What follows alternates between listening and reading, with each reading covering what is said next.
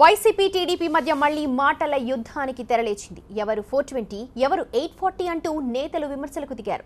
దుర్మార్గపు పాలన చంద్రబాబుదని, తాను వస్తే సన్మార్గపు పాలన అందిస్తానని నిన్న విజయవాడలో జగన్ విసిరిన విమర్శలకు టీడీపీ నేతలు కౌంటర్ ఇచ్చారు.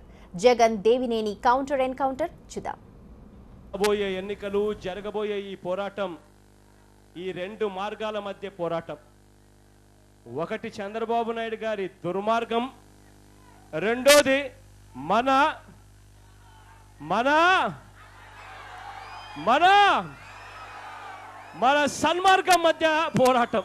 21 మంది ఎమ్మెల్యేలను మన వాళ్ళను కొనుగోలు చేసిన, లక్షల కోట్ల రూపాయలు వెనకేసుకున్న చంద్రబాబు నాయుడు గారికి నంద్యాల్లో భూమా నాగిరెడ్డి గారు చనిపోతే తప్ప అమ్ముడుపోయిన 21 ఎమ్మెల్యేల నియోజకవర్గాలలో ఉప ఎన్నికలు పెట్టే ధైర్యం కూడా చంద్రబాబు నాయుడు గారికి లేదు. వచ్చే 2019 ఎన్నికల్లో డిపాజిట్లు కూడా వస్తాయనే నమ్మకం కూడా చంద్రబాబు నాయుడు గారికి ఎక్కువ లేదు. ఇదే చంద్రబాబు నాయుడు గారు నంద్యాల్లో ఓటుకు 5,000 ఇస్తే తప్ప చంద్రబాబు నాయుడు గారికి కనీసం చంద్రబాబు నాయుడు గారు మొహమన్నా చూస్తారు ప్రజలని చెప్పే నమ్మకం కూడా చంద్రబాబు నాయుడు గారికి లేదు.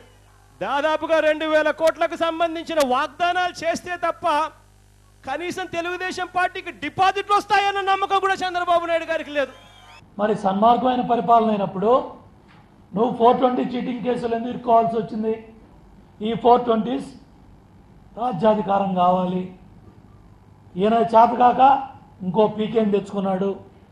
ఈ పీకేలు సీకేలు ఏం పీకేది ఏం లేదు, బంగాళాఖాతంలో కలుపుతా మేము దుర్మార్గులం అని 3 ఏళ్ల నుంచి కాకి గోల. నాయనా జగన్మోహన్ రెడ్డి, జైలు ఊసలు కనపడుతున్నాయి. కాళ్ళ మీద పడాల్సిన అవసరం మాకేంటయ్యా? ప్రజలు మాకు అధికారం ఇచ్చారు, 5 సంవత్సరాలు పరిపాలన చేయమన్నారు.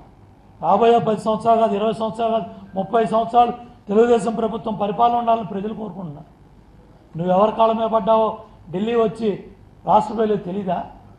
రాజశేఖర రెడ్డి గారి పరిపాలనలో 43,000 కోట్లు దోపిడీ చేపట్టాయి. 420 చీటింగ్ కేసుల్లో నువ్వు A1 ముద్దాయివి, A2 ముద్దాయి విజయసాయి రెడ్డి. చేసిన పాపాలు అనుభవిస్తారు.